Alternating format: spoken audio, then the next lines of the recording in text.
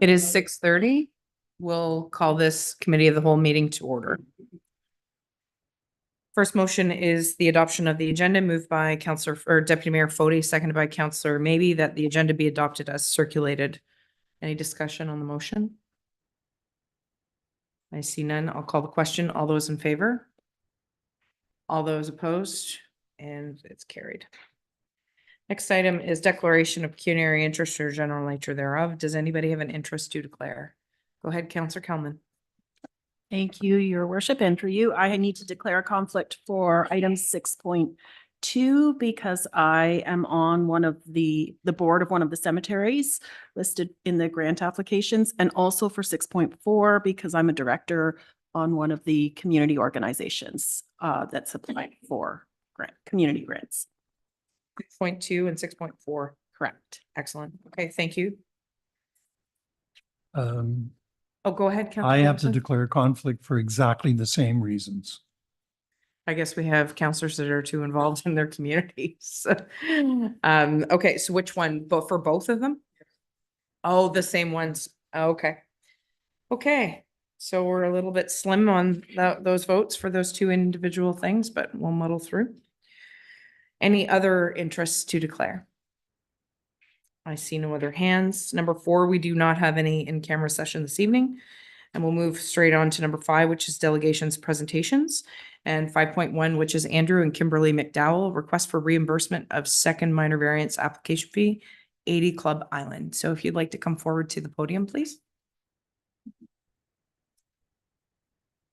Good evening. Can you hear me okay? We can. Excellent. I'll read from some notes because I wanted to get the dates correct and my memory isn't what it used to be. So my wife and I own a piece of property on 80 Club Island, and we've been attempting to obtain building permits for renovations since May of 2022. Part of that process required a minor variance application, which we submitted and paid for in September of 2023. On September 26, 2023, the Minor Variance Committee, or excuse me, Committee of Adjustment approved that application. In January of 2024, unfortunately, we were forced to part ways with our architect and hired a different engineering and architecture firm who drafted and completed all the rest of the drawings for the permit submission. These drawings partially also included a new version of the plot plan. On February 5th, 2024, formal permit request applications with these drawings were submitted to the township. On February 13th, the building inspector responded by stating that because there were minor variations in the square footage and measurements of portions of those drawings, that we'd need to go back and submit another minor variance request at another fee of $850. Subsequently, we met with Marnie Venditti on February 21st to request a minor clerical update instead, as opposed to going through the minor variance process for a second time. The spirit of what we'd asked for and was originally approved by the Committee of Adjustment had not changed. We weren't moving any closer to the water. We weren't moving any closer to our property line. The discrepancy was based on 2 different architects who arrived at different measurements. During that meeting, Marnie was unable to make the clerical update and advised that the original discrepancy was based, the application was converted to a permission to expand. And this was based on her recommendation, and it was intended to be to our benefit. However, she also explained that because of this, any small changes even to measurements that were updated required resubmission to the Committee of Adjustment. On February 23rd, we resubmitted our plans with a new minor variance request. On February 24th, we paid for that request. And on March 26th, the committee approved the request. During this meeting with Marnie in February, as a result of our obvious disappointment at having to pay a second fee, which really we define as just being different measurements, Marnie suggested we appeal to council and humbly request for our fee to be reimbursed, which is why we're here today. That's all for me, and thank you for your time, unless there are questions. Do any of the councillors have questions? Go ahead, Councillor Guerrero. What were the square footage differentials that you've mentioned they were minor? What were the differences ballpark? Thank you.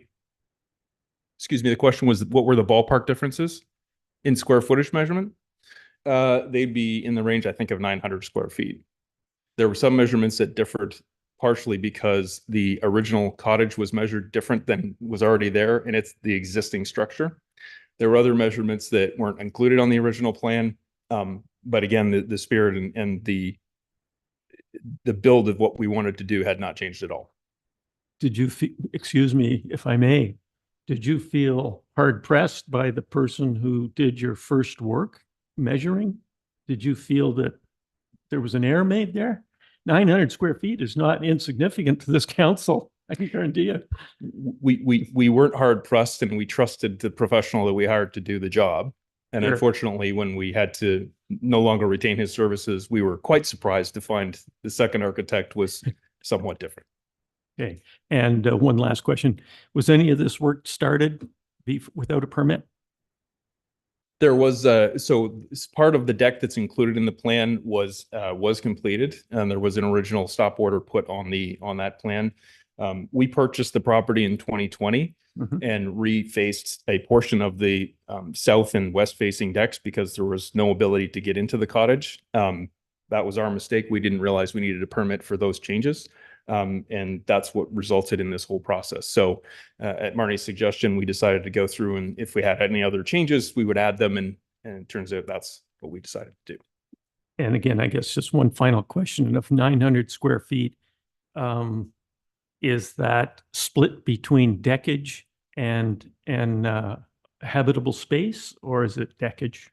It's everything. Deckage, habitable space. Oh, like, Yeah. got a percentage for me of decking versus habitable space?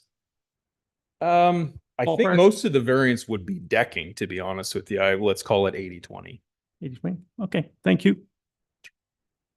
Any other questions from council members? I have Counselor maybe and, nope. Okay. Go ahead. Thank you, Madam Mayor, through you. So am I clear in that there's a building that came down for a new one? There's this new deck that was put on or some modifications to it before permit was pulled on it. And then there's additional deck work and additions to the building. Is that correct? So not entirely. Just to restate, the scenario, again, we purchased the cottage in 2020. At that time, when we bought it, there was a south-facing deck and an and a west-facing deck. Both of those decks were used to primarily access the cottage. Neither of them were usable because they were in terrible shape. So we resurfaced those decks. That included some of the engineering of the decks, which was our mistake. We didn't realize we needed a permit for that. So we received the stop work order in 2021, I think it was, at which point we went through the process of, learning what the requirements were and submitting an application, and then learned that we needed to have the CRCA involved, and then learning that we needed we're going through the learning process, essentially, learned that we needed the minor variance. And when we met with Marnie, I think the first time she suggested, well, if you have other other updates and things that you wanted to do to, refurbish the property, maybe add them now. So my wife and I sat down and decided that maybe we'd like to add an addition to the cottage. So nothing was torn down other than those components of the deck. Does that answer your question? Yeah, it does. I'm still a little lost of the two. So this is a delegation that they're coming forward with requests. What'll happen after this evening, just for clarity purposes, is that the planning department will go back and come back with something a bit more tangible as far as timelines based on the verbal stuff that was here today. We'll go back through our records. We'll be provided with that timeline, copies of the first drawing, second drawing, and what the recommendation is from the planning department at that time. Yep. So go ahead, Councillor Fody. Thank you, Your Worship, and through you. If I understand this, your first architect was the one that made the larger of the drawings? No. No. No, the measurements were incorrect to the opposite degree, unfortunately. So there's a mistake made by the first architect that the second architect caught. Correct. Okay, thank you. Certainly. Which caused the secondary application for the Committee of Adjustment. Okay, are there any other comments or questions for the delegate? I have none. So thank you very much. Thank you, Kathy. And we'll go forward from there. Thank you. The next item on the, oh, sorry, I didn't have my video on. My apologies to those who have had to listen to me and not, I'm just a talking head with no video. So the next item is 5.2, John Leclerc with TLTI Lansdowne Pickleball Club, request for court fees. and for a flat fee and court fees to be waived for the 2024 season. So if you'd like to come forward to the podium, please. Yes, thank you very much. I'm, I guess, elected spokesman for the group. Number of us, thanks. Number of us have been working on this for a while. And first off, I want to say we're very thankful and we appreciate the work that is being done to revitalize the courts over the summer. It's going to add a real asset to the community that we, working in partnership with the township, want to maximize the benefit of to everybody. So, I mean, that's sort of the basis of where we are starting at right now. There's a couple of phases in this. Be honest, we're kind of at a preliminary phase right now. We're just trying to take this in stages as we go. There are benefits and there's to joining an organization, Pickleball Ontario, Pickleball Canada, which are able to help and manage pickleball groups throughout the province. And in my submission, I outlined some of what they are. I can go over them if it'll just take a second, but Sure. okay, thanks. So first of all, Pickleball Ontario, I'll just call it Pickleball Ontario for simplicity, has a number of programs available for community outreach and ways to become involved in the community through the community at large, the schools. We're actually already doing some outreach with the schools right now.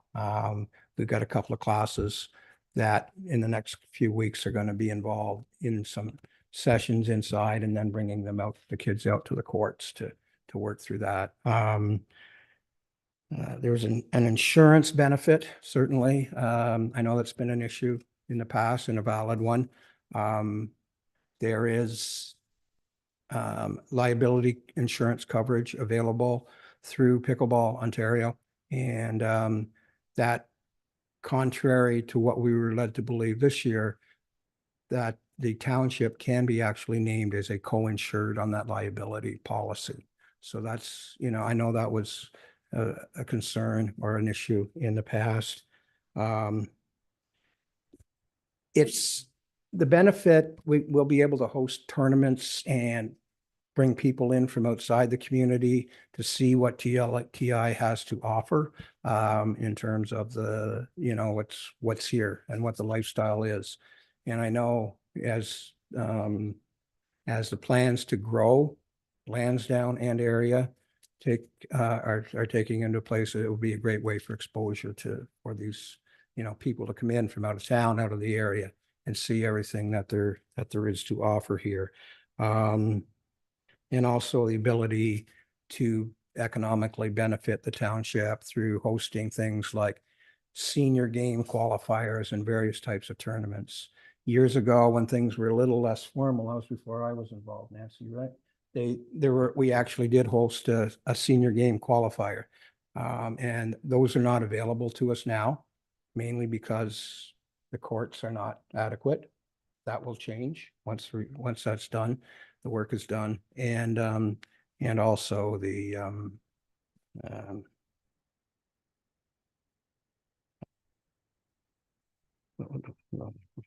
anyway, so that's that, you know, again, bringing people in from outside the area.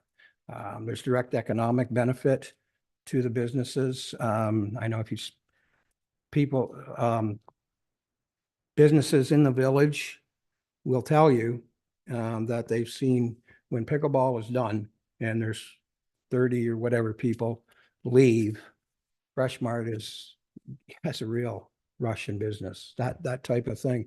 People who would not otherwise have a real reason to come to Lansdowne. So there's a lot of benefits involved or potentially involved in moving forward as an organization and allowing that to happen. Pickleball's really a brief history lesson. Pickleball was brought to this area by Nancy and Jeff Singleton initially in 2015. And they had a vision, and we were kind of in on the ground floor in terms of what is becoming or not what is becoming, what is the fastest growing sport in Canada. I've got a few numbers here. I'm sorry, they weren't included in the original presentation that our submission, but 2023, January 23, and these are the last stats available. There are about 1.37 million people regularly playing pickleball in Canada versus about 1 million a year earlier, versus about 350,000 at the end of 2020. So you can see the type of growth that's happening and the opportunity that is there.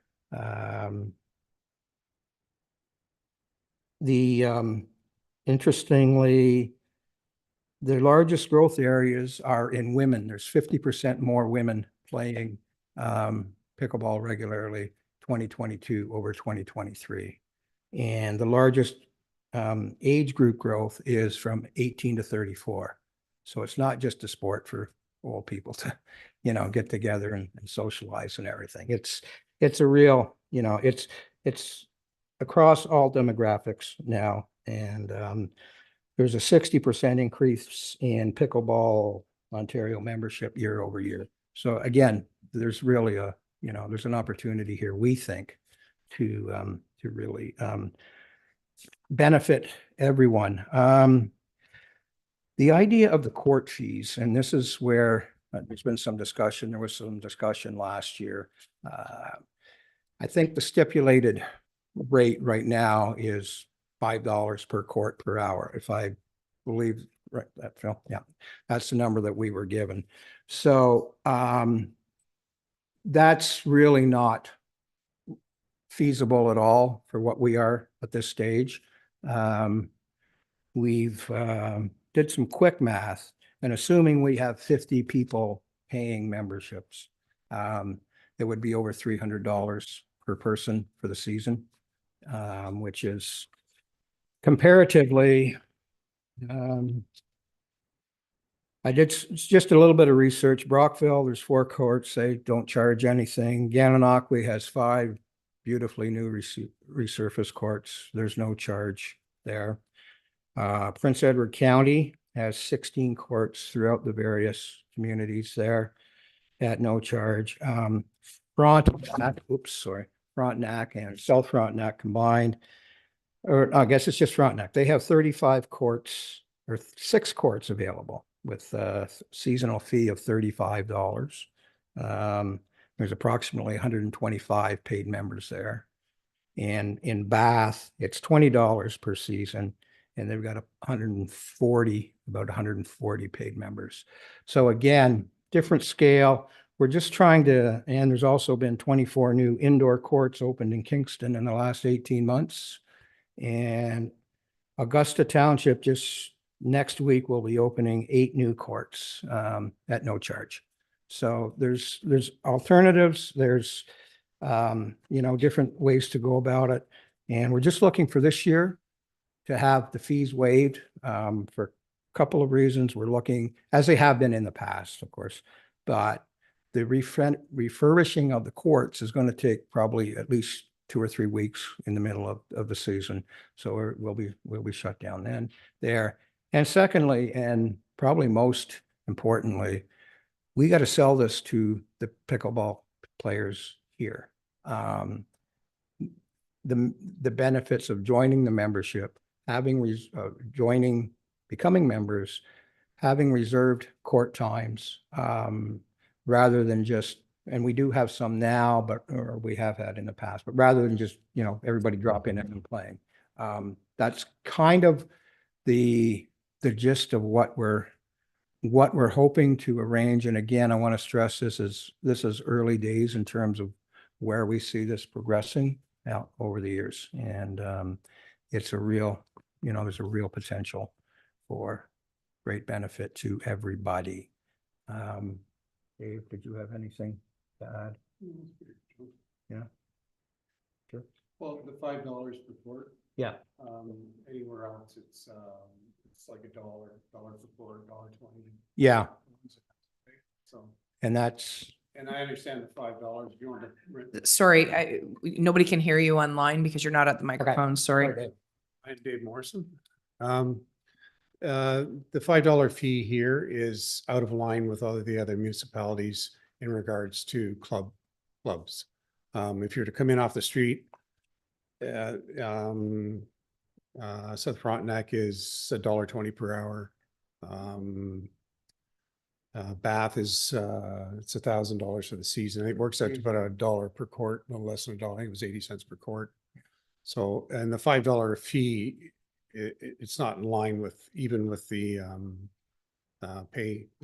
Kingston, the indoor courts and such.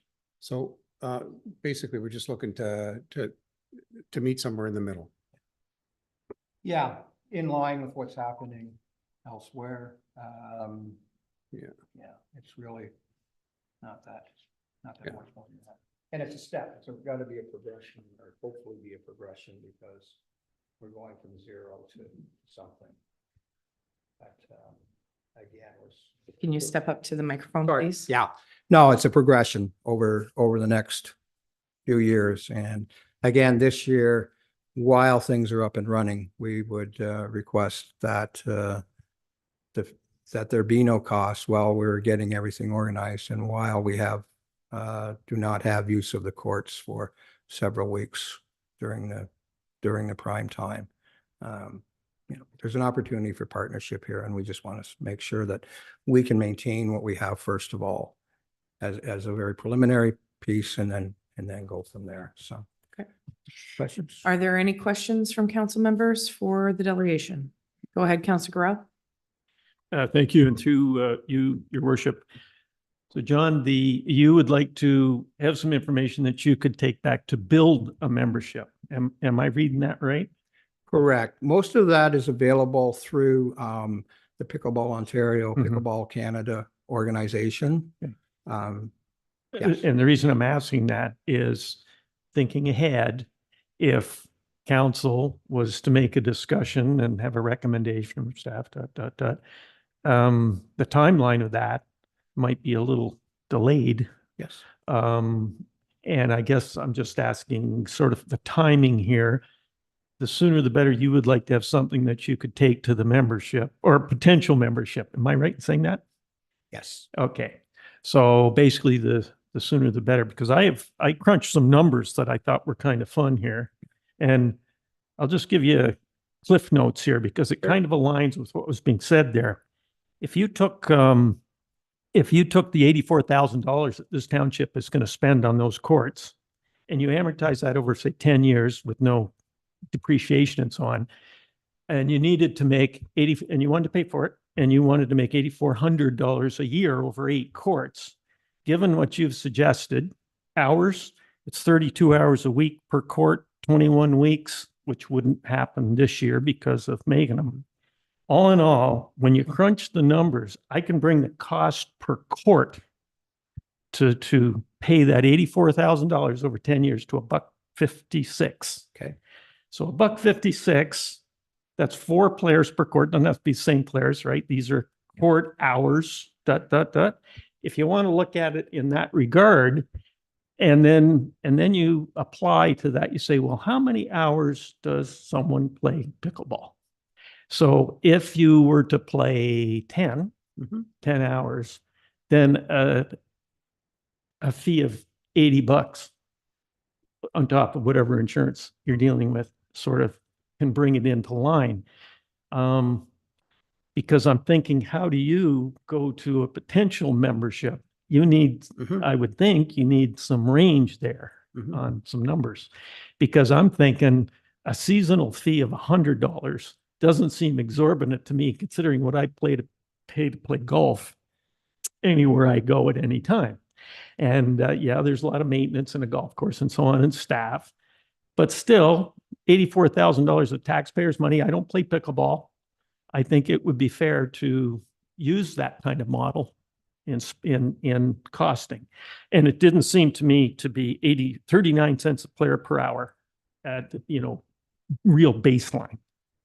Didn't seem to be too extravagant. So even if you bump that up a little bit. Anyway, I just wanted to present that maybe council could come up with some numbers in this way rather more quickly, and then provide you with a number, and then you can go out and sell it to the membership. Yeah, and- Because I do appreciate $5 an hour is, I get it. If you're just going to use the courts on a casual basis, that's okay too. $5 an hour is fine. But for someone, for these numbers, it's, 5,376 court hours is what you're asking for, by the way, for in your submission, when you do all the math there, split amongst however many people, that would be up to you. But if the township is looking to get some number out of it and not make money, just pay for it, pay for the capital expense. So Enough said. so the ask is to waive the court fees for this season based on structuring the club or structuring the club in its entirety. I just want to be clear that that's what the ask is, because with all your numbers, very appreciated, but want to be clear what the ask is so that when it comes back to council, there's a report back to council to consider that. Okay.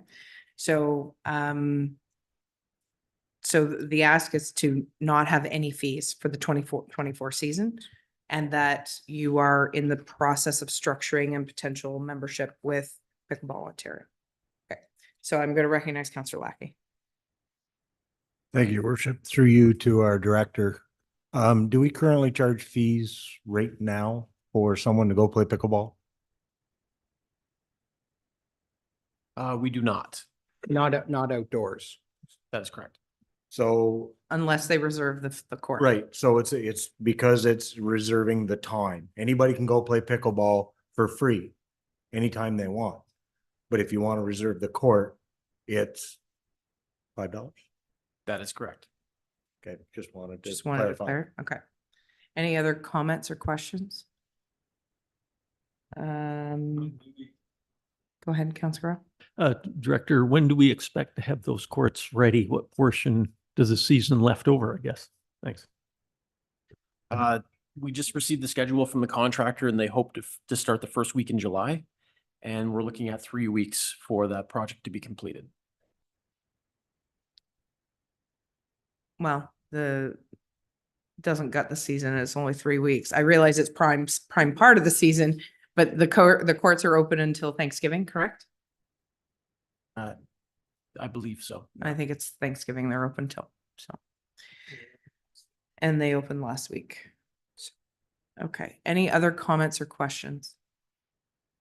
Okay. Could I just quickly respond? Sure. To Councillor Gorell and the others. I guess it's philosophically, and I 100% understand what you're saying. It's there in black and white, it's math, the number is what it's going to cost. I guess philosophically, is it the policy that every dollar has to be recovered and recreation has to be recovered from users? The baseball diamonds, that sort of thing. Dave, you had some numbers as to what people pay and the maintenance required there. It's a different animal altogether. Pickleball courts really require no maintenance. We go out and if there's a windstorm, we go out and sweep it, or if there's some puddles, we just mop it up. So really I think there's a distinction there that I just wanted to bring forward. Okay, no further comments or questions? We thank you for your delegation, and there will be a potential report coming forward from staff in regards to that ask. Right? Okay, so we'll move forward with the items on the agenda. There is, next item is staff report 6.1. Move forward, brought forward by Deputy Mayor Fody, seconded by Councillor Jameson. The Committee of the Whole recommends that Council approve the application for zoning bylaw amendment file number D14-2024-004 for the property municipally known as 311 Stratford Road, amending the existing island residential zone for the inland portion of the property to an island residential special exception 36 RI-36 zone, And that the committee of the whole recommends that council further amend bylaw number 07-079, zoning bylaw of the corporation of the township of Leeds and the Thousand Islands as amended per exhibit F, draft bylaw and schedule A to report number 2024-014, and that the committee of the whole recommends that council grant 3 readings and final passage to the amending bylaw. So the motion is on the floor. Questions? Oh, Madam Planner, please go. Thank you. Through you. It was brought to our attention, just as this was brought forward this evening, that we do need to add a provision to the zoning bylaw. So It needs an amendment. yeah, we need to amend the bylaw that's in front of council this evening for a recommendation. So if we could push this for a final decision to next week. Ms. Lambert identified that we need to add a clause. It's just to recognize the existing lot coverage of the property, which would have previously been recognized through variance, but the bylaw doesn't include it. So we need to add a provision to the bylaw that will be brought before council. So if we move it to council, that's not public meeting for public comment. Not that we have anybody left in the gallery at this point. There's only one individual online. If that individual who's online wants to speak to this issue, that's the only concern that I have because council's not open. Okay, if I can just clarify then that we just need to add a provision to the bylaw to recognize the existing lot coverage on the property of 16.6%, which is the existing lot coverage of the property. So that would be added to the bylaw if council wants to make a decision. It would be as amended to include the provision regarding lot coverage. Alternatively, we bring an amended bylaw to council next week. And just for clarity, this ask is not asking to increase the lot coverage. It's already an existing building that is there that was there for previous approval for a minor variance. And this is changing the use of it versus because it was found to be non-compliant, correct? That's correct, yes. All right, so is council okay to have the addition to the bylaw for next week, that one piece, or do you want this to be tabled to have further discussion next week? I don't think it changes the discussion. It's just an additional piece of information, but it's up to council.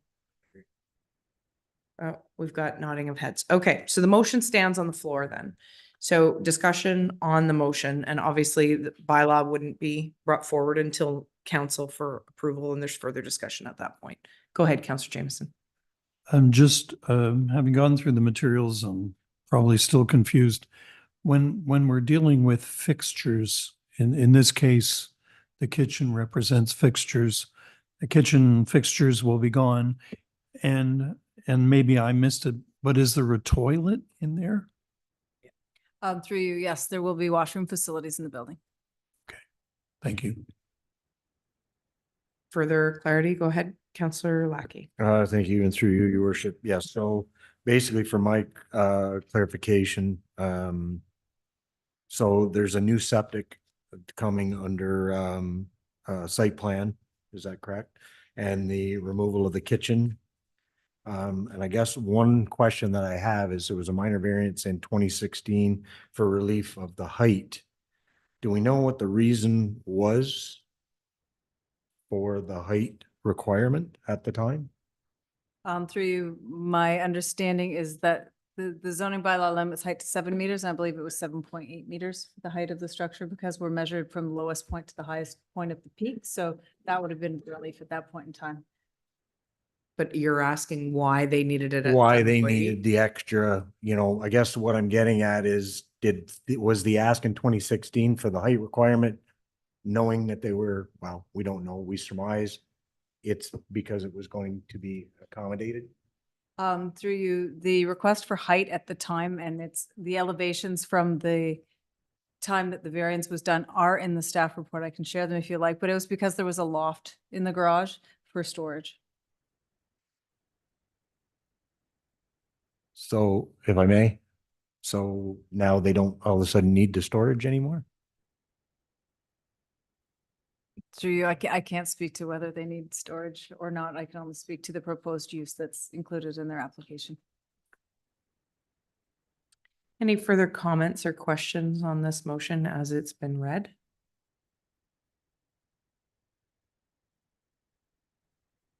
as I said before in the public meeting, my main concern is that while there's definitely a shortage for good housing around housing options, I should say, everywhere. You know, this particular property was being used with an additional unit without a proper septic, which is the most worrisome to me, based on where it's located, based on the fact that whether it's a seasonal residence, it's being used as a seasonal residence or not, it is a year-round residence. That is what it's been built for. And if the septic was to have overflowed, whether it go into the St. Lawrence River or to the neighbor's backyard, that would not be good either way. So, and this was only found by chance. It's disappointing to me, but that's why we're here looking at the request. So, any other comments or questions? Go ahead, Deputy Mayor Fode. Thank you, Your Worship, through you. My train of thought is more along the line of yours, Your Worship. Because we have site plan control and my question earlier about the septic, it's no different than the villages where we have close proximity of somebody's well to a septic. I made comment here tonight before our meetings got started that I personally unearthed a septic system on a property in the Village of Lansdowne today that was likely there prior to water and sewer. It wasn't tapped into anything relevant anymore, but nonetheless, it's there.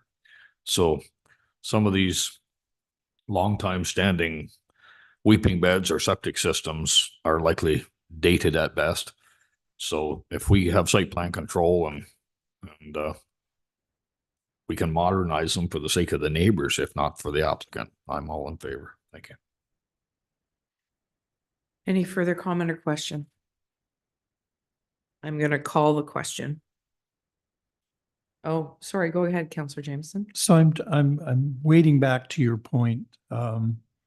If we were to not approve this application, this means the kitchen stays. It means that we would have to enforce on the property, which is a long and lengthy and costly procedure. So then the question is, are we building enough into this to ensure that the compliance aspects of this, sort of the things that have not been particularly kosher, will be addressed in the control plan and so on? Go ahead, Madam Planner. Thank you, through you. As identified by Ms. Lambert, this is coming forward through enforcement. So there is currently There's- open enforcement occurring on this property. This will address the enforcement in terms of removing the kitchen so that it is not a full dwelling unit and ensuring that it's a sleeping cabin use only, which does allow for sanitary facilities, but no cooking facilities. So with the use of site plan control as well, we have an agreement registered against the title of the property to ensure that any requirements are enforceable outside of zoning. So such as the requirements around the septic system and the number of fixtures and the size and scale of it outside of zoning. So this really is the best path forward to resolve this matter, to ensure that everything's maintained in compliance.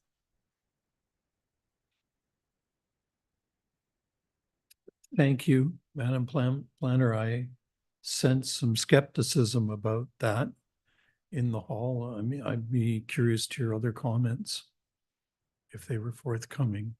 Thank you. Is there anybody who wants to take a stab at it? Go ahead, Councillor Maybe. Thank you, Madam Mayor, and through you. Again, we have these checks and balances that which are put in place here for us. And, you know, why we sit at the table to make these decisions and try to make sure that we do go down the right path. And I do believe that maybe this is going down the right path opposed to just letting it stay as it is and not have some sort of latitude to check it out and make sure that they are compliant. So having a new septic bed in, as the mayor alluded to too, is going to safeguard our water system, our waterfront and the neighbors. But certainly with this, lost the name, sorry, the kitchen will not be there. So it's safe to say that it's just going to be what it is and it's going to stay that way. There is no additional changes to the building that can come back to us, because this will also come back to anybody who sits at this table in the future if it does. Thank you. I think that what I'd like to add to this is that the site plan control is the mechanism that is the most important here, which we haven't had before. There was another issue on this property which had to come back to council in regards to an agreement that was made and then broken. And then we had to legalize what had happened. So that is not what we're talking about tonight, but this seems to be a chronic pattern of behavior. And that's the difficult discussion. And that may not be a politically correct way of saying it, but I'm not going to repeat that. So, so the main thing that the planning department at this point is comfortable with is using the mechanisms in place that we actually can register on title, which means that they can't turn around and put a kitchen back in without having severe consequences. I think that if it were to potentially go down the path of NOLT hearing, we have to be able to defend our recommendation, our planner would. And anyways, I'll just leave it at that, this is a good recommendation to make a bad problem not smell as bad. So pardon the pun on the septic. You're usually the pun guy, but anyways, go ahead, Councillor Lackey. Thank you, Your Worship. You just alluded to it a couple of minutes ago. They take the fridge and stove out. There's repercussions if they put it back in. How will we know it's a fridge and a stove? There's no evidence outside the building that says that they have it again. So, you know, I'll take it out till you drive down the road, then I put it back in. Madam Planner, can you How do speak to that? we? Thank you through you. So, building permits will be required for this space. There's a number of things that will need to be done to ensure that there's the proper fire separations and other elements. Part of that is also going to involve ensuring that all of the wiring and appropriate electrical work that's in there right now for a stove is removed. So there will be electrical work required. All of this will be done with the building inspections being carried out. So there's no occupancy until it's. There's no completed. occupancy until it meets the requirements of the site plan control agreement and the zoning. Any further comment or question? Okay, I'm going to call the question. So I won't go through reading the amendment, or I won't go through reading the motion as it was already presented, but keeping in mind that the bylaw that will come forward at council will include the the lot coverage. Thank you. Which is 16.6%. Okay. All those in favor of the motion at hand, please signify. All those opposed? And it's carried. Moving along to 6.2, I'll ask Councillor Jameson and Councillor Kelman to remove themselves from the room.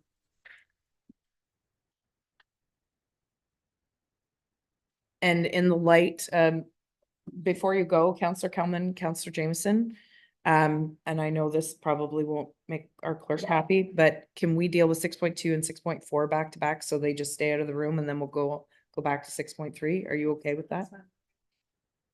Okay, not a problem. I'll get new mover. So we're going to deal with the two that you've declared and then come back to 6.3. Okay. Okay. So the motion that's coming forward for 6.2 2024 cemetery grant program, I need a mover, please. Councillor Lackey. Seconded by Deputy Mayor Fody, that the committee of the whole recommends that council approve the 2024 cemetery grant program allocation of funding in the amount of 25,000 as attached to administration 2024-006. Discussion on this motion. Any comments or questions? Go ahead, Councillor, maybe. Thank you, Madam Mayor, and through you. So there were 7 qualified and there were some others who didn't. Was that because they didn't have a proper committee set up to meet the standards? would that be Mr. Holiday or Mr.? That would be. Oh, that'd be myself. you. My apologies. Go ahead. Through your worship, thank you for your question, Counselor Maybe. So we did receive a total of 9 applications, but 2 of them did not meet the eligibility criteria as they did not demonstrate the need for financial assistance. Okay, yes. Thank you. Go ahead, Councilor. Is it possible to name those two? Is that appropriate? Yes, so that was Lily Cemetery and Pine Hill Cemetery. Was there any submission from Grenadier Island that you recall? There was not. Okay, thank you. Any further comments or questions? Um, Go ahead, Councilor. Thank you. Is there any money left over, or did we disperse it appropriately as per the bylaw? Through your worship, all the money was spent. Okay, yeah, thank you. And not a penny more. Okay, I see no other hands up, so I'll call the question. All those in favor? All those opposed? And it is carried. Okay, next motion is the 6.4, the community grant spring intake. So moved by Deputy Mayor Fody, seconded by Councillor Maybe, that the committee of the whole recommends that council approve the 2024 community grant spring intake distribution in the amount of 70,000 as attached to corporate services number 2024-013. Okay, folks, just going back to my other screen here. So as far as the grant recipients, are there any questions, comments, or queries in regards to how it was arrived at? I think the report's very clear. However, this is our opportunity to ask. Just trying to get to the actual report. There it is. Okay. Go ahead, Councilor. Thank you. Through you, your worship, reading the Sealy's Bay Residents Association there, $10,000 signage. And I was just wondering, is this the best mechanism? And by that, I mean, if I read that and I read only quickly, but signage, for instance, at the town docks, wouldn't that be our capital expenditure rather than a grant? Would that not be the appropriate way rather than through community grants? Yeah, same money, I guess, same pot. Mr. Holiday, would you like to speak to that? One would think so, yes. Yeah, it's a new one for me as well. I think we had a couple of grants, if I'm not mistaken, that were on municipal property. Go ahead. Through Madam Mayor. So the sign they're speaking to is more of a community sign right now, which I guess historically they put up. It's not the actual sign for the marina. So it's one that has a map that identifies businesses in the community and kiosk. stuff. Yeah. Yeah, so that wasn't in our capital plan, but they're very keen to update that. Yeah. In working with us. So we are working with them, and we said maybe for this year, the idea for that community sign would be to do it this way. Yeah, I know that sign actually needs a Mhm. uptick. Yeah, I guess it's pretty out of date. Mhm. It's seen better days. Yeah. It needs a refresh. So really the answer to the question is, it's not really the capital stuff from the township. It is things that the community had traditionally think of. Okay. And second question, Thousand Islands ATV for $6,000. Are they rebuilding trails? Is that the what they're up to? I believe that it's for a project, Kid Road South. So, sorry, I'm just trying to refresh my memory on this one.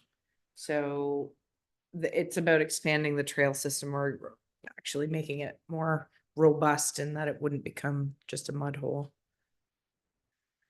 And they do, you know, I must say that the ATVers are the ones that are trail riders. Yep. Like there's a lot of people that come in for those. And they Mhm. do come from all over. Okay. Mhm.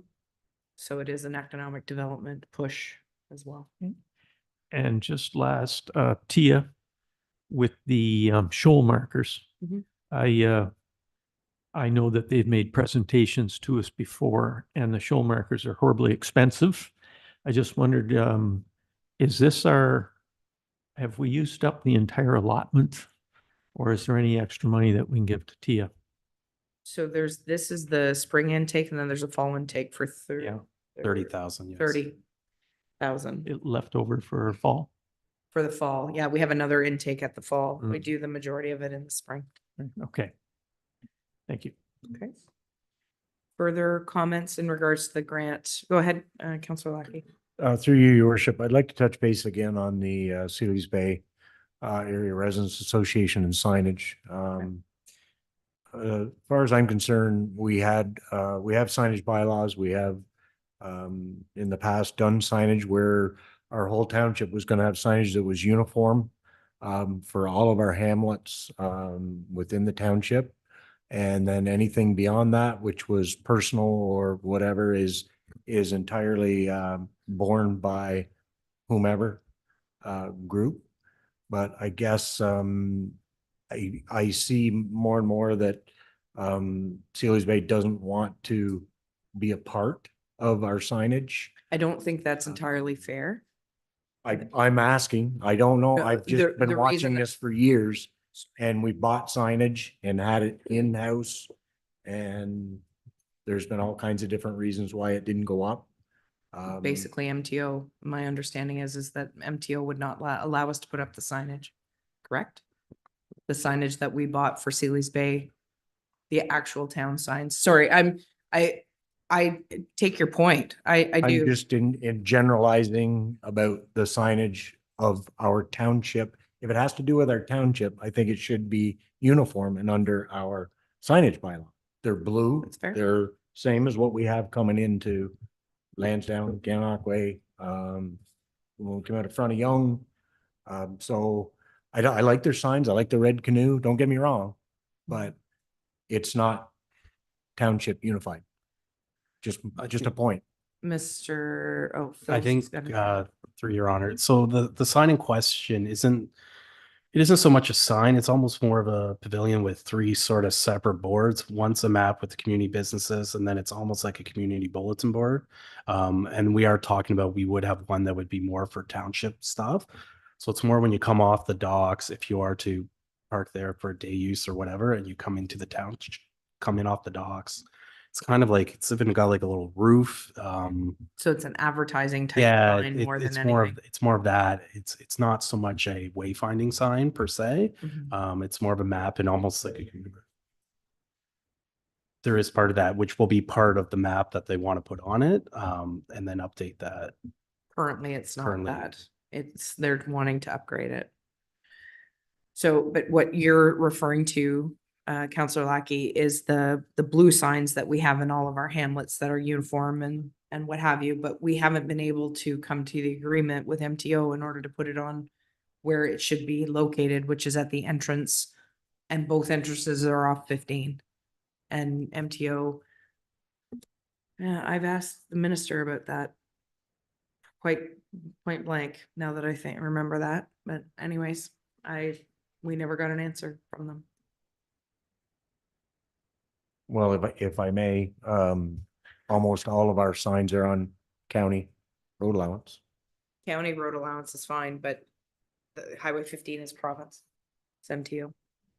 So we don't have any, the only way that we could put it would be on, and they own that big corner when you're coming to Sealy's Bay, the first entrance. They own that huge chunk, that wedge of pie, if you will, I think.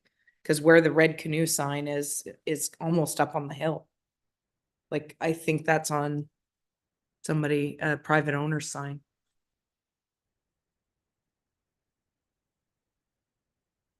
So I guess this is more of a conversation about signage than the grant intake, which we can get some clarity about and hopefully pull up the maps and have further discussion at a different. time. Yeah, I didn't want to go down that rabbit Okay. hole, but I'm just thinking if we're spending 10,000 or whatever on signs that it was brought up that we should be doing anyway, seems kind of. So in actual fact, you're saying they should get the money regardless. If it's signage, if that's what you're saying. Okay. Are there any other questions about any of the other benefactors here? Seeing none, I'm going to call the question. All those in favor? All those opposed, and we're carried. I'm sorry that the sun is right in my eye. It's actually coming from the little window at the top, right above that sign. Thank you. Is there anything there? I literally. Oh, that's better. Sort of, maybe. I'm just gonna sit over here. Okay. Sorry if I'm getting too close for comfort. Anyways, okay, so we're going back to 6.3, the tax adjustments received under sections 357, 358, 359 of the Municipal Act 2021. And motion comes forward from Councillor Maybe, seconded by Councillor Jameson, that the Committee of the Whole recommends that Council approve the tax adjustment in accordance with section 357, 358, 359, the Municipal Act 2020 or 2001, and not 2020. I'm so used to saying that. In the amount of $4,111.33 as attached to corporate services number 2024-014. Discussion on the motion. Go ahead, Councillor Grow. Thank you. And through your worship, I became a little bit familiar with this through one of my own constituents. And it just begs the question, is this for a number of issues or is this one? Thank you. Go ahead. Through you, there were 4 total properties that we received applications for. There were 3 under the section 357, 2 were fire, 1 was a demolition of a house. And we had 1 under 358 for 2 years, and that was due to a cemetery on the property that MPAC had included in the assessment of the overall residence. So they were just peeling that back. So that's the 358. So it's more of a housekeeping issue Yes. than anything. Okay, go ahead, Councillor Maybe. Thank you, Madam Mayor, and through you. The only thing I found when I was reading through it here is that in the note on page 3 relates to tow properties. I believe it should be 2 properties. Spelling error can be corrected. Yes. No problem. Okay, no other questions. I will call the question on this motion. All those in favor? All those opposed? It is carried. Next item is 6.5, 2024 Youth Bursary Awards.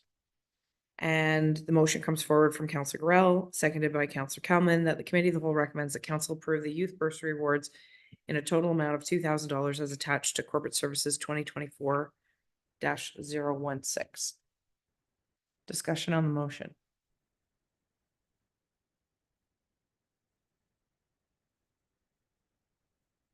When do we Next meeting. next give it meeting, out. when do we get the kids? Oh, give it out next meeting? The Well- kids are, we've already looked at the applicants, shall we say?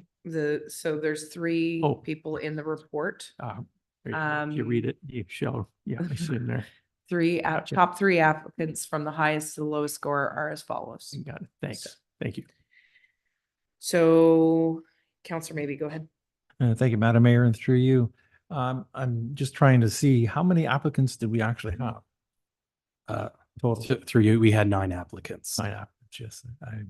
And they're from varied schools by who, was every secondary school in the area represented pretty well? Yes, Kingston, Gann, Brockville, they were all. As long as you're a resident of the Yeah, township. Yes. Yeah, yeah. And yeah. Okay, thank you. Any other questions? Seeing none, I'll call the question. All those in favor? All those opposed? And it's carried. Okay, any unfinished business?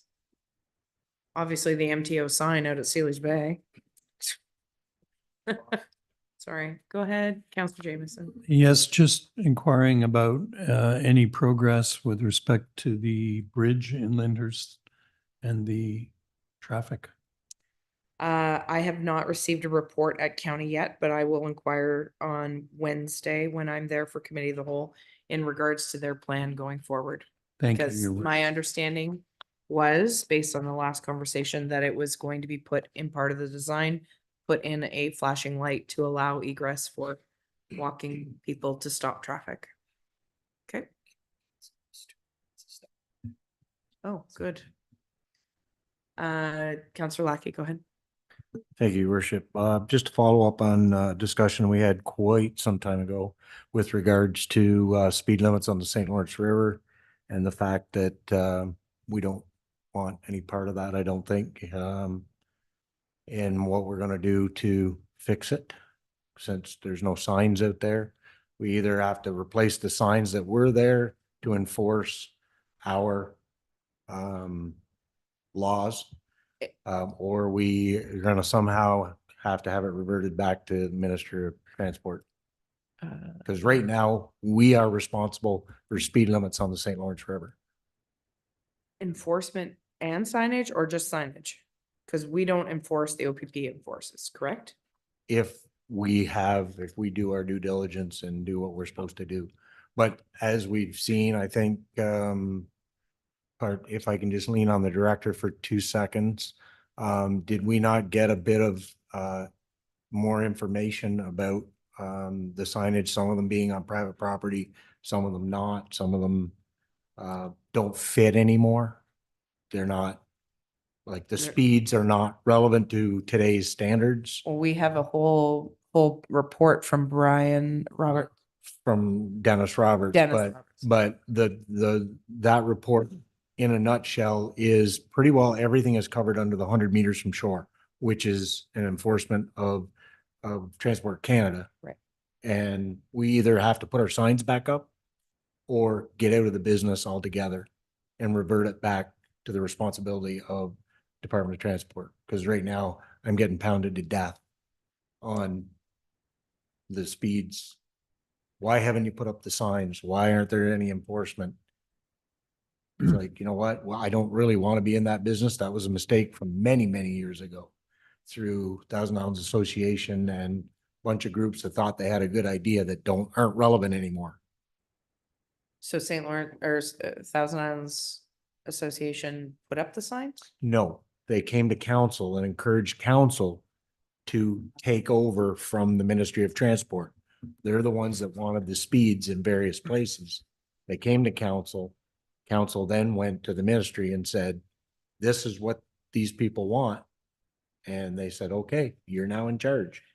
If I may, Go ahead. I did extensive research when Dennis Roberts gave us his report because I was fascinated by it. And also it was at a time of high water when everyone was very upset with wave uprush and so on, boat wash. So as Dennis had pointed out, the speed limits through the 11 zones that are highly defined, extremely highly defined by vessel operations, regulation restrictions, VORR. There is a very clear process to get that done. And it's when a municipality decides that they want something done, they go to Transport Canada and it lays it out, how to go about it. Now, what we have here is maybe it was never rescinded. Maybe it's laying it on the books. Those 11 zones, I'm sure I could dig them out. Dennis's report was very clear. I checked it. It is absolutely crystal clear that there are these speed limits exist in various portions and behind certain islands. They go from 40 kilometers an hour down to 10.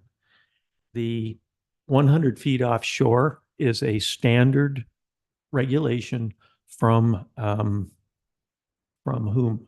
From the ministry, I guess, unless you are towing water skiers at 90 degrees to the shore. So we would want, before we even considered putting up signage, Dennis's report was demonstrating that the speed limits are not effective because of the size and the variety of boats on the river. A cruiser going at 10 kilometers an hour through a given area could be putting off one heck of a wake, as opposed to a smaller boat, and a smaller boat might be putting off virtually no wake at 40 kilometers. So Dennis's report was, hey, what do you want to do with that? Because it didn't work in the high water. And when high water comes again, this probably will come up. If you want to deal with that, the way to do it would be it's not hard to find, VORR regulation. It will demonstrate very clearly the application. And I think we might have to start over. And with our previous director, that's when this got brought up, our previous director, he was pretty convinced that we would have to reapply for anything that we did. And you don't do that overnight. I read it and I went, okay, you're talking Transport Canada, and then it is not us who enforces it. There are very specific types of signs that get placed. I think we may have to incur the cost of that, which would be pretty enormous given they're very specific. You can't be a little, it's got to be, they tell you right in the regulation how big they are. They all have to be approved. And we don't really want what we had because it doesn't work. So we'd be starting from scratch. That was my impression then, and it remains my impression now. Someone can look that up and tell me I'm wrong, but it's a process. It's not something we can willy-nilly go out and start slapping signs up there, because people are going to say, well, how's that happen? Private property or not, I don't know how that would be affected. People I've spoken to said in the 70s, they remember signage going up. And then it just gradually disappeared for whatever reason. So anyway, to summarize, it's clear how it's done, and it's not really, you don't want to just redo what we had because, as Dennis Roberts' report pointed out, it was ineffective and outdated given the size of vessels moving around. So council could decide what they want to do with that. If they want to revisit it, it's like I say, there are pages and pages there from the Transport Canada how to go about it. So that would require a notice of motion to bring forward, to ask staff to bring that back forward for I suppose so. consideration. It didn't look, pardon me, the process looked extremely hefty. But I think that's the main thing to your point and to Yeah. Councillor Lackey's point. If this is something that we want to go down, we need to understand the ramifications of the path that Yep. or not doing anything. Yeah, like my point is that we don't want to be involved in this anymore. The signs, if we put the signs up to the regulation that's on paper, they don't work. And as Dennis's report says, the majority of them fall under one that's already in place, which is 100 meters from shore. So So if you got rid of them all, Mhm. it's still enforceable without 11 kilometers, 15 kilometers here, 20 kilometers there. And it takes it back, if we could, it takes it back to what the rest of the river is. okay. So are you putting forward a notice of motion? betcha. Okay. So I'll recognize the director. Sorry, and Marnie just sent me through the report from 2019. The second, in the staff report, the second recommendation that the committee of the whole recommends that council direct staff to proceed with public and stakeholder consultation regarding the implementation of speed zone recommendations outlined in the report. So I think it's there, It's already there, just a matter of actually, actioning it. yeah, exactly. So we've already decided that, maybe not this version of council, but sort of a variation of council. So Yes. you okay? You okay with that, Councillor Kelman? So if direction's there, then we don't need a notice of motion. Does that do? Okay. Thank you, Director Holiday. Thank you, Director Ndidi. Okay, any other unfinished business? Go ahead, Councillor Maybe. Thank you, Madam Mayor, and through you, my favorite, the stop sign at 401. Well, considering I just about got hit there on Saturday, probably not a bad thing. Yeah, that's what I keep thinking. We'll just continue to harp on that Got it. along with the signs for MTO on Highway Yeah, 15. yeah. Go ahead, Counselor or Director Holland.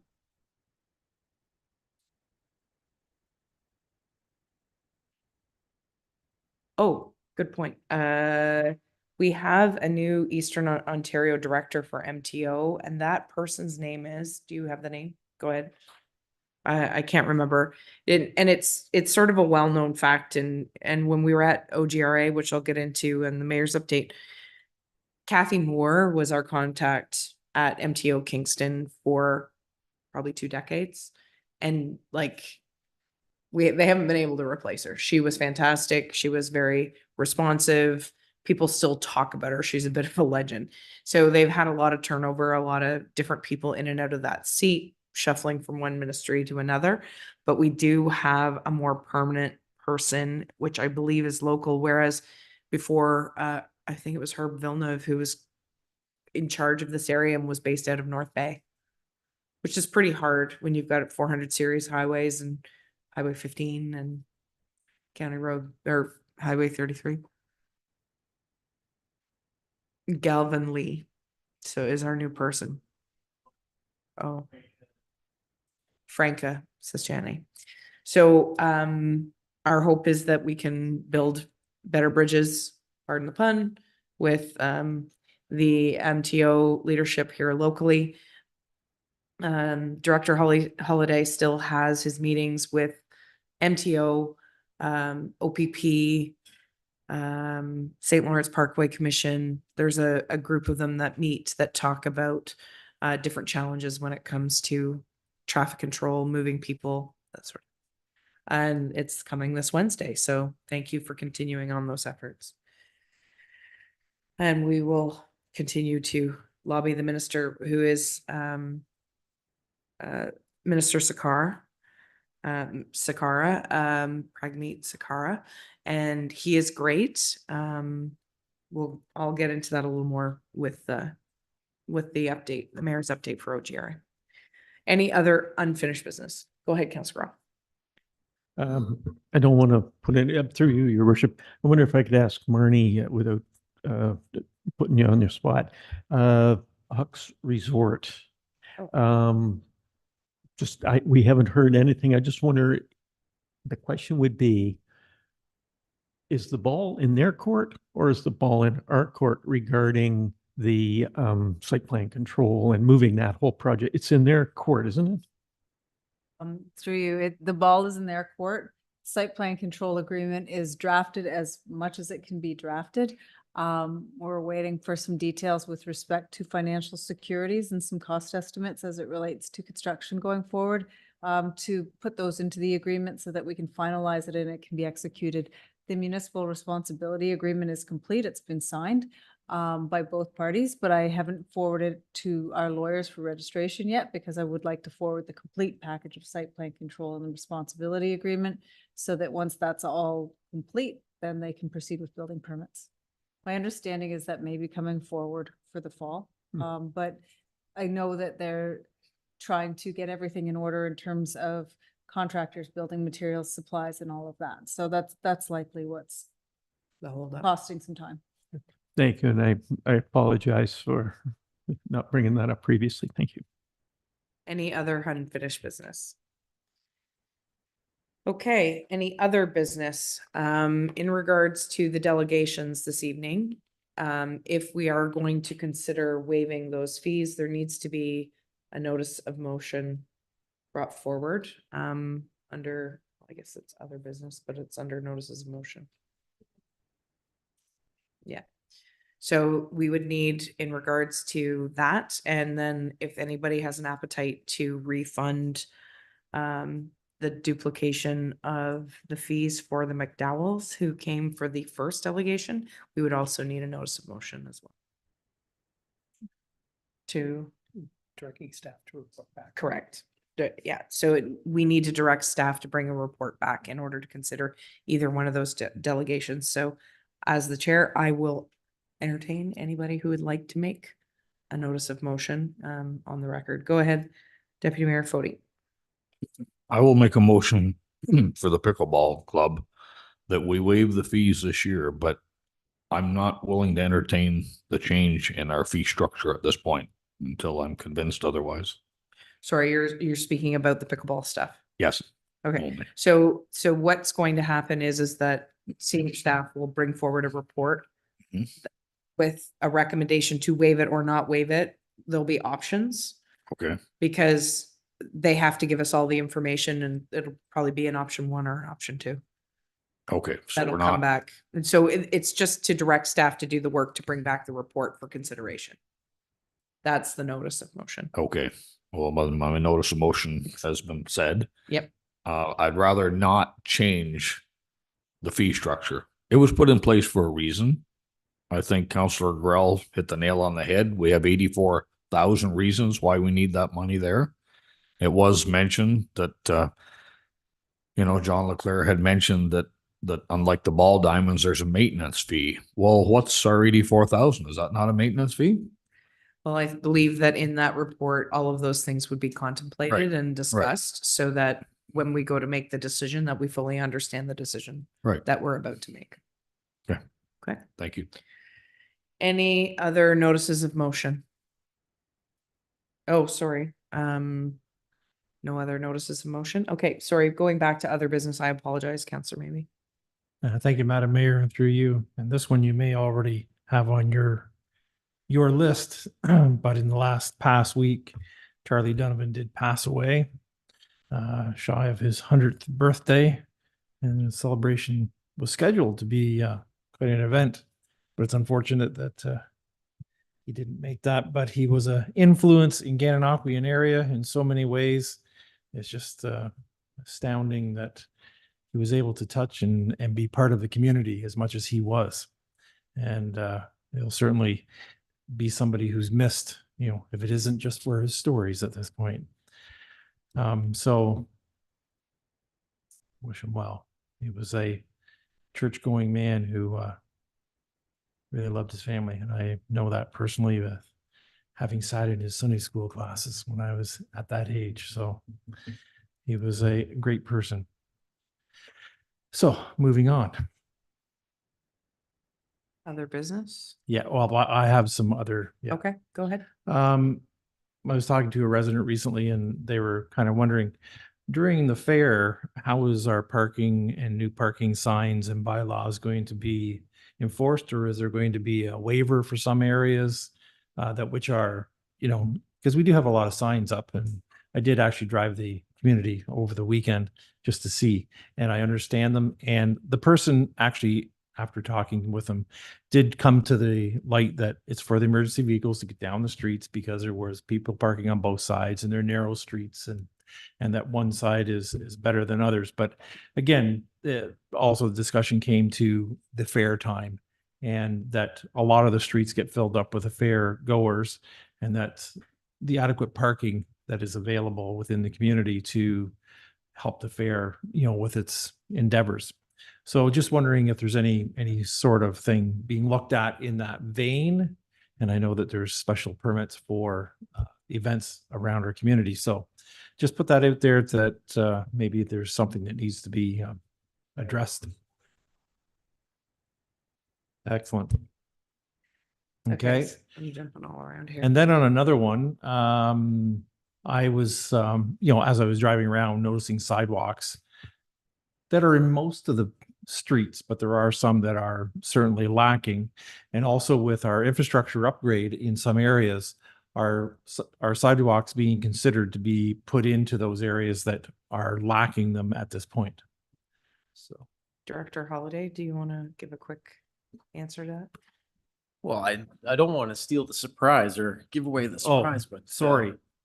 There's a report coming to council next week, an update on the water EA. And then we're looking to schedule a PIC within the next few weeks after that for both the water EA as well as the village design. That's the beauty of having one engineering firm doing both projects for us. And we have reviewed the cross sections for the village for Lansdowne specifically right now at this point. And we're looking at applying a standard cross section to the entire village. Right. We have some differential in the right of way widths on some of our roads. So we have two cross sections right now, one for a narrower footprint and then one for the wider footprint, but both of them do show a sidewalk on one side of the road. Yes. And yeah, we're hoping to have public involvement as we proceed with that design. the latter part of May into the beginning part of June so that we can push these projects ahead. Excellent. Well, thank you very much for that. I wasn't meaning to put you on the spot. No, it's all good. I can handle that. Thank you. Anticlimactic when we get the actual report next week. Okay, so I'm going back to notices of motion because I believe Counselor Lackey and then sorry. Oh, I apologize. I'm not going to notices of motion. I'm all over the place here tonight. We got ahead of ourselves. I thought we were still at other business, but go ahead, Nope. Counselor Fody. Thank you, Your Worship. A few weeks ago, I did check the date. I was drawn into a situation by a resident. And I'm wondering if senior management or the CAO or someone could just send out a short memo to those of us on council when a number of authorities, and I'll just leave it at that, show up at a property for whatever reason, just so we know the location of the property. Because that's what happened in this case. I got a phone call and I'd like you to come out and see this. When I got there, it was luckily for me, it was revealed pretty quickly that there was a number of people had attended that property for the right reasons. I didn't know that until I got there. And I think it would just curtail us, putting us between the crosshairs of something unknown when, and I won't identify any one group that was involved. There's no point. But I just think it would just be a quick memo to council that this property was attended by, if you care to identify whom, that's fine, but not necessarily need that. It's just that if I get a phone call after I get that memo, then I'm kind of like, listen, I know this is being taken care of and I'm not stepping in the middle of this. Go ahead, Ms. Vendini. Thank you through you. We can certainly do that. I know this one that you're specifically speaking to, and I didn't send something out of respect for the privacy of the individuals at that property. It was it was multiple agencies that attended that property. It went as smoothly as the situation could go, and it was a very difficult situation for the staff and the other agencies that attended. It's an ongoing situation that we're going to continue to monitor, and because there was no incident, that's why I didn't send anything out, because it went as well as it could have gone. But I can certainly consider that going forward, recognizing that there's very limited information that we would be able to provide. Or it could work in the inverse as well, where if we're requested by a resident, a quick call in to the CAO or the director, who could find out if there's been any challenges. It might be simpler to do it that way rather than if we don't get notice in time and we're getting these calls. I understand your concern because, we're here to serve, elected to serve the community, and we should be able to answer the calls. But if there's ongoing matters that are happening here, a quick call from a council member into the staff to say, any issues with this property, I've been asked to go out. Right. That might work just as well too. Well, I know that I'm sure every member of council sitting here has had the phone calls to try and circumvent Process. an organization or a representation from our council having been to their property for whatever reason, and they'll try and grab a council member to find an ally on side. When those phone calls come through, it's different because the information is given up front and you just kind of step back and say, sorry, I can't do this. Go ahead, Ms. Venditti. The only thing I would add is that there are a significant number of properties where we do attend with a number of staff from various departments or agencies on a regular occasion. So it would probably be easier if you were approached around a specific situation to contact staff, because otherwise You might send us 7 emails a week. we'd be sending out emails on a very regular basis. So I guess, Maybe it's easier that way if we get a phone call to phone you first yes. and say, Yeah. does this raise a red flag to you? Definitely, Okay. absolutely. And we Maybe can get back that's- to you. Maybe quickly. that's simpler.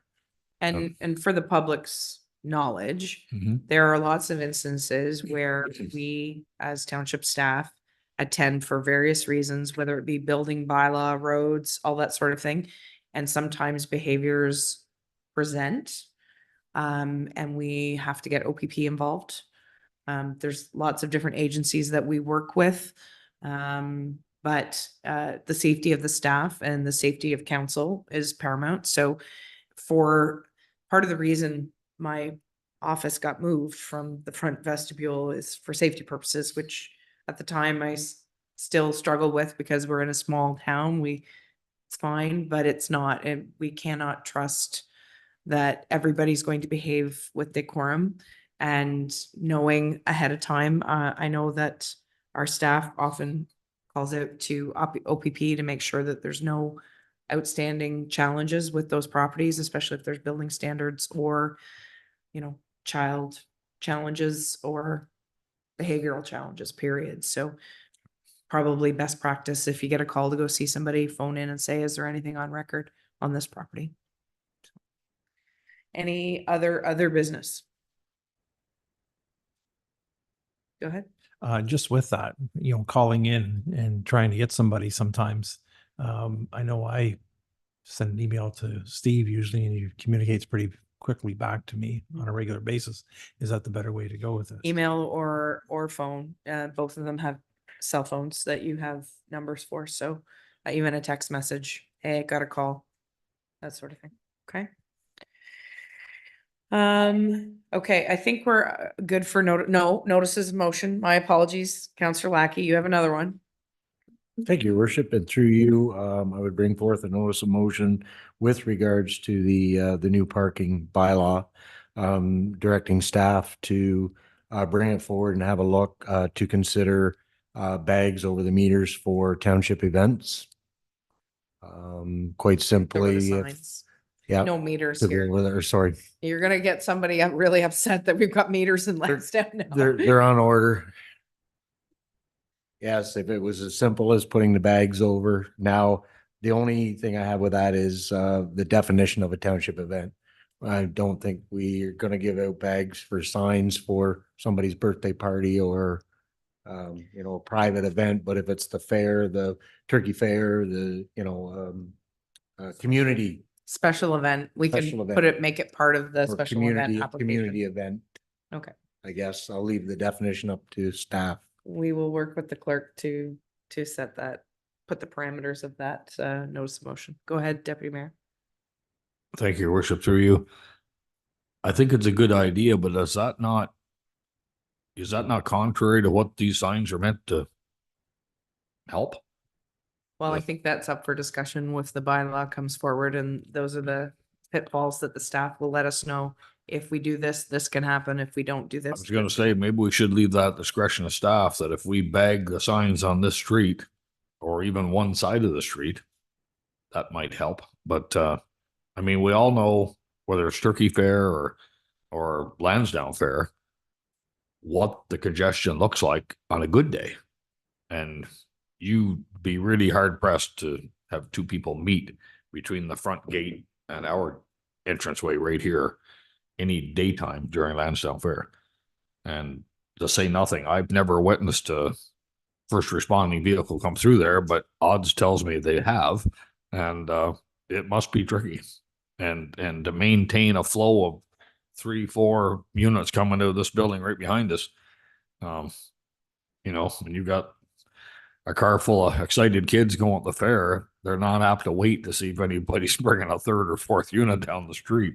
Keep in mind that we're not enforcing anything on the county road. We're just. No, I talking about realize that. Side streets. I realize that, but what I'm saying is some of these side streets that they do get seriously congested. The real problem is that people's perception of getting over to park isn't the same as the person ahead of them or behind them. I mean, we've all been down these streets where there's a vehicle sitting out 3 feet wider into the laneway than anybody else's. Well, I think that we can put that up for discussion and figure out what works and what doesn't, whether it's, pylons, cones or something, who knows? Sign of it. Which, Anyways, we can have that discussion going forward. Any other notices of motion? Counselor Kelman? You have one? Regulating. Counselor Kelman is. Thank you very much to our clerk. She helped me with this a couple of weeks ago, so it slipped my mind. Yes, it's going to be regarding regulating the use of the public docks in the township, that because we have complaints about overnight docking at the docks, and I spoke to the director of planning about it last year. We don't have a bylaw in place to enforce no overnight docking. There's signage, for example, at Furnace Falls Park saying no overnight docking, but we can't enforce it Because. it's because we not don't in have a the bylaw. Okay. Yeah. Okay, Thank you, so. Clark. I guess the directors have needed more on their list of things to do, so we're just gonna keep adding it to them. Eh. Any other notices of motion? Okay, so I will be brief with the mayor's update. So Councillor Lackey, myself, our Director of Operations and Infrastructure, David Holliday, and Manager of Roads and Fleet, Aaron Hatton, attended the 2024 OGRA conference in Toronto from April 21st to the 24th. I know personally that I really enjoy this particular conference because I learn more technical stuff, mainly because a lot of the attendees there's lots of politicians, but there's lots of our public works staff that are doing the day-to-day work and having conversations with not only suppliers, but also those that are actually making sure the drainage is right, and making sure the roads are built correctly, and that, whatever surface treatment is working. I find it very interesting and very worthwhile. I always enjoyed it, and I do believe that it's very worthwhile for our staff to go because it's the connections they make with the engineers, the road builders, the salt people, what have you, that we all have to use to our signage, the signage people, like getting new signs, they're all there. So this week is also Emergency Preparedness Week. This year, the theme is Plan for Every Season. The theme reflects the unique challenges facing Ontario on a seasonal basis and the opportunities to practice emergency preparedness throughout the year. And thank you to all of our emergency service workers that serve our community. This is also Nursing Week. Nurses leverage their skills, ability, and judgment to advocate and promote health in countless ways and in all sectors in our community. And just a special shout out to our medical centers located in Sealy's Bay and in Lansdowne, who have nursing staff on call, nurse practitioners, RNs, nurses, assistants. These nurses that serve even not in our community, but at the local hospitals that are serving the people we love, making sure they're taken care of. They're very special people. Our annual pitch-in event was a success. Thank you to all the residents and the people who participated in cleaning up our communities. It's so valued. It's still, I know I sound like a broken record, but I don't understand people who throw anything out of their window of their vehicle, ever. I don't get it. So you have to go to a gas station, put it in the garbage at the gas station. Don't get it. Anyhow, the outdoor courts in Lansdowne and Sealy's Bay are now open, so visit our website to book us to set a time for the season. I believe we have Touch a Truck on May the 21st. So that starts in the afternoon. We have kids from the 1 to 6. It's 1 to 6 p.m. However, the earlier hours are for the children from the school that come over. And I believe they have some time for quiet time where there's no sirens if you have any children that are challenged with the auditory sounds and that becoming an issue. So please, any member of the community is welcome to come and see the fleet. We have paramedic, OPP, county, us, and pardon? GAM Fire is coming as well. So, and there is barbecue in benefit of our food banks. So please bring your stomach with you and your appetite, and please contribute to that worthwhile campaign. I attended the 85th charter celebrations for the Gananoque Lions Club at the Glen House Resort on Saturday night. And it was really interesting to me, the number of people who were there that are part of the Gananoque Lions. And there is a Thousand Islands Lions Club that is more the Rockport area. However, many of the Gananoque Lions are individuals that live in our municipality. And I think we all know that the Lions, whether it be up in Sealy's Bay, down in Rockport, or Gananoque, contribute huge amounts of money to very worthwhile causes and help us execute lots of major celebrations like Ribfest in Gananoque, Rotary Craft Fair, and those sorts of things. Those service clubs are so important. And Frost Fest, which was run by the Lions up until, and I think the torch has passed, but still being run out in Sealy's Bay. I'll just take this time to also send condolences to the Donovan family, but maybe a little bit different for what's already been said. Some may know, some may not. The reason that Landon's Bay facility is now part of Parks Canada is because of Charlie's undying contribution to protecting and saving the environment. If you haven't had a chance to hike Landon's Bay, please do. It is not a very difficult hike compared to some others in the area, but it really does have one of the most stunning views. And Parks Canada is the benefactor, but I said on social media that I believe that Landon's Bay is one of the brightest jewels in the Thousand Islands crown. And it really is going to be protected for eons now. And that is beneficial to our community, beneficial to the public that are able to take their family and their kids into the woods, and to all the other individuals locally who have protected it alongside of Mr. Donovan and his family. That was a valuable campground previous to turning it over to Parks Canada. So we will be forever grateful for his generosity. Charlie was a very he had lots of ingenuity, and I got to know that because I bought his house at the end of Cliff Road that he built with his wife. And he could make something from nothing, and he never threw anything away, and he always was able to put things together. So 99 years on this earth is a long time, and our thoughts are with the family, but he definitely left a legacy for the future.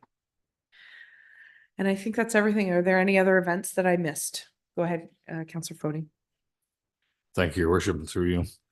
I just pulled it up here just so I'd have the correct info in front of me. This coming Saturday is the excuse me, Lansdowne Classic Road Race cycling event. There's road usage on Hague Road, Kais Road, and Eden Grove Road. This was held last year as well. I attended it for a couple hours last year. It's pretty entertaining if anybody's never seen it. I mean, talking to those on the sidelines that were family or friends or people running the event, these are stepping stones to Olympians eventually. And some of the people that were in that event last year were definitely all that. I mean, the world-class cyclers were, I don't know how many yards ahead of the rest of the group. And it's something to behold. I mean, when they can do this loop, and if I remember the time right, it was less than 15 minutes.